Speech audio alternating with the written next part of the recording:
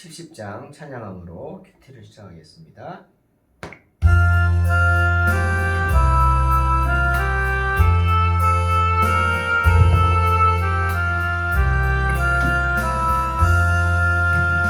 피난처 있으니 환난을 당한 자 이리 오라. 땅들이 변하고 물결이 일어나 산 위에 넘치네 두렵잖네. 이방이 떠들고 나라들 모여서 진동하나. 우리 주 목소리 한번 바라시며 전하게 모든 것 망하겠네. 만유주 하나님 우리를 도우니 피난처요. 세상의 난리를 그치게 하시니 세상의 장관이 쓸데없네. 높으신 하나님 우리를 도우니 할렐루야.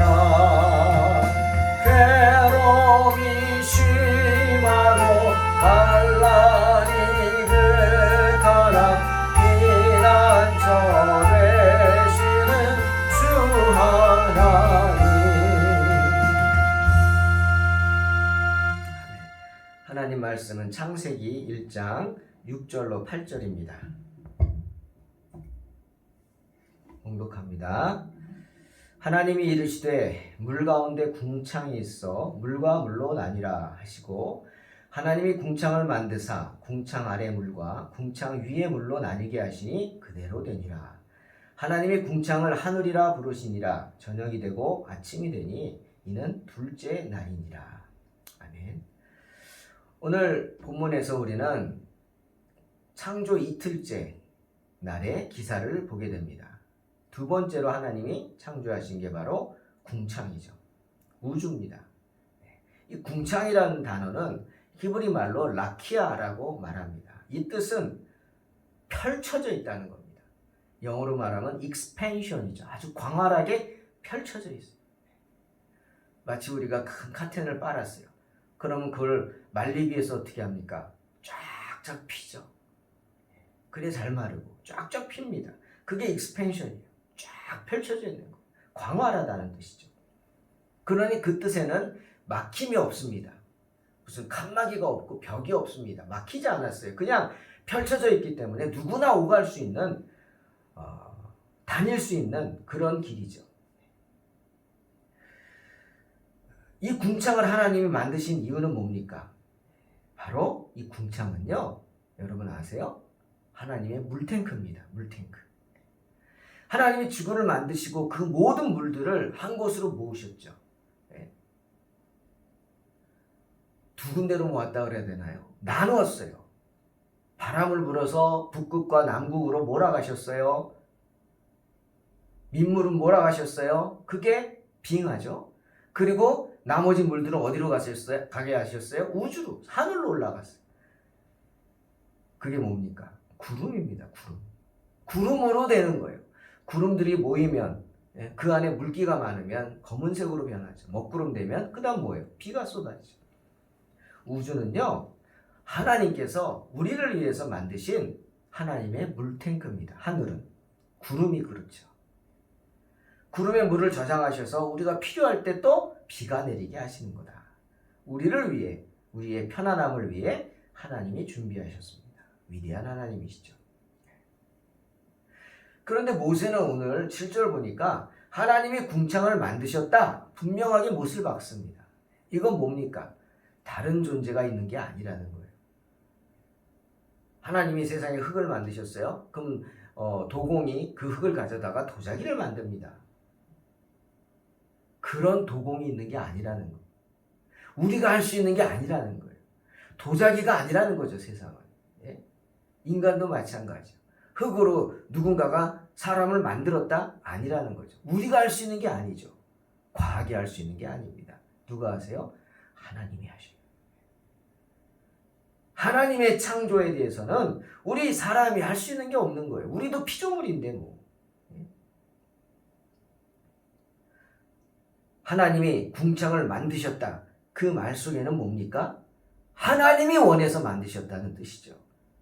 하나님이 요구하신 것, 그것을 우리가 이루려고 합니다. 하지만 우리 힘으로 할 수 있는 게 아니에요. 내가 했다고 생각하면 안 돼요. 어리석은 거죠. 내 것을 드린다 생각하면 안 돼요. 하나님이 다 하나님께 드릴 수 있도록 우리의 모든 여건을 만드신 거예요. 여러분 신앙생활 하면서 느끼잖아요. 내가 해서 되는 게 있나요? 아니잖아요. 하나님이 도와주셔야죠. 하나님이 우리에게 요구하셨어요? 그러면 뭡니까? 이미 내가 할 수 있기 때문에 요구하시는 거예요. 나에게 할 수 있기 때문에 하나님이 필요로 하시는 거죠. 그러니 우리가 어떻게 언제든 준비되는 삶을 살아야 한다는 거예요. 제가 개인적으로 좋아하는 말씀 빌립보서 2장 13절 말씀. 너희 안에서 행하시는 이는 하나님이시니 자기의 기쁘신 뜻을 위하여 너희에게 소원을 두고 행하게 하신다. 분명히 말씀하세요. 소원을 두고 계신 분이 누구예요? 나에게? 내가 아니에요. 하나님이에요. 근데 그냥 소원만 두고 너 이렇게 되길 원한다? 끝내시는 분이 아니란 말이죠. 하나님은 우리 가운데 소원을 두고 그것을 이룰 수 있도록 우리 안에 이미 달란트를 주신 거예요. 달란트. 한 달란트 받은 자가 왜 책망받아야 돼요? 하나님이 할 수 있는 달란트를 줬어요. 그런데 그걸 안 한 거예요. 땅에 파묻어 버린 거예요. 그러니 악하고 게으른 종이 되는 거죠. 5달란트, 2달란트. 그 사람들 뭐 5달란트 남겼죠? 2달란트 받은 사람 2달란트 남겼어요. 하나님이 뭐라 그러시나요? 야, 2달란트 받은 사람한테 너 왜 2개밖에 안 남겼어? 쟤는 5개 남겼는데. 말씀 안 하셨어요. 한 글자도 틀리지 않고 하나님의 칭찬 말씀이 똑같습니다. 잘하였도다. 착하고 충성스러운 종아. 내가 적은 일에 충성하였으며 내 많은 것을 맡기겠다. 하나님은 주셨습니다. 순종하며 해야 되는 거죠. 여러분 모세 얘기를 한번 할게요. 그 200만 명이나 되는 수많은 사람들을 이끌고 홍해바다 앞에 갔어요. 길이 막혔네. 바다예요. 다 죽었네. 뒤는 애국 군대가 쫓아와요. 죽이겠다. 모세가 할 수 있는 건 뭐예요? 기도하는 거죠. 기도하는 모세에게 하나님 뭐라 그러셨어요? 너 왜 이렇게 두려워만 하고 있느냐? 왜 부르짖고만 있느냐? 눈을 떠라 이거죠. 바라보라 이거예요. 바다가 보입니다. 바다가 있지만 그 바다를 하나님이 어찌할 줄을 생각해 보라는 거죠. 내가 너희를 위해 이 바다를 갈라주겠다. 주님은 이미 홍해 바다를 가를 계획을 하고 계셨던 거예요. 하나님은. 갈라놓고 기다리신 게 아니고 그들이 와서 그 바다 앞에서 담대하게 하나님께 요구하고 기도하기를 기다리셨던 거죠. 모세가 하는 건 뭐예요? 순종하는 거예요. 어떻게 합니까? 내 손에 든 게 뭐냐? 마른 막대기입니다. 지팡이. 그게 무슨 요술도구입니까? 아니요. 단지 그것은 하나님의 일을 행하는 도구요. 사인일 뿐이에요. 모세가 부름받고 내려갈 때 시내산에서 내려갈 때 성경 뭐라 그럽니까? 호렙산에서 내려갈 때 하나님의 지팡이를 손에 잡았다 그래요. 예? 모세가 애굽으로 갈 때 뭐라 그럽니까? 하나님의 지팡이를 손에 잡았다 그래요. 그 지팡이 뭐예요? 하나님이 나와 함께 하신다는 믿음이죠. 내 손에 든 게 뭐냐? 지팡이입니다. 그 지팡이를 들어 바다를 가리키라. 순종하자 바다가 갈라졌어요. 하나님이 준비하신 거죠. 그런데 여러분 더 놀라운 게 있어요. 비 내린 후에 바닥이 어때요? 질퍽질퍽하죠. 제대로 걷기나 합니까? 힘들죠. 마차가 굴러가요? 안 되죠. 힘들죠. 하나님 그렇게 하시겠어요? 밤새도록 걸어가야 되는데 홍해바다를. 성경 보세요. 그 바다 한가운데가 마른 땅이 되었다. 분명히 말씀하십니다. 하나님은 그러신 분입니다. 그런 분이에요. 우리를 위해서 모든 걸 예비해 놓으신 분이에요. 우리에게 소원을 갖고 계실 뿐 아니라 그 소원을 친히 이루시는 분이 하나님이십니다.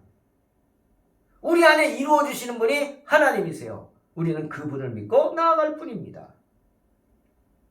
믿음을 가지라 하셨습니까? 믿음은 내가 갖는 게 아닙니다. 하나님이 믿음의 씨앗을 뿌려주면 내가 그걸 자라게 할 뿐이죠. 거룩하게 살라 하셨습니까? 주님 뭐라 그랬어요? 내가 거룩하니 너희도 거룩하라 하셨어요. 나의 자녀라면 너희도 거룩해야 되는 거예요. 예? 사랑하라 하셨습니까? 뭐라 그랬어요? 내가 너희를 사랑한 것 같이 너희도 서로 사랑하라. 하나님은 이미 우리 안에 이루어 놓고 계시고 본인이 예수 그리스도의 십자가 사랑으로 모든 것을 앞서서 실천해 놓으셨죠. 우리는 따라갈 뿐이죠.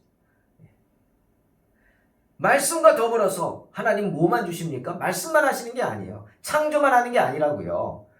그러고 버려두는 게 아닙니다. 그것을 유지하고 붙잡고 보존하고 계신 분이 하나님이세요. 우리 가운데 이루기를 원하시는 거죠. 그러니까 빌립보서 2장 13절 바울 뭐라 그랬어요?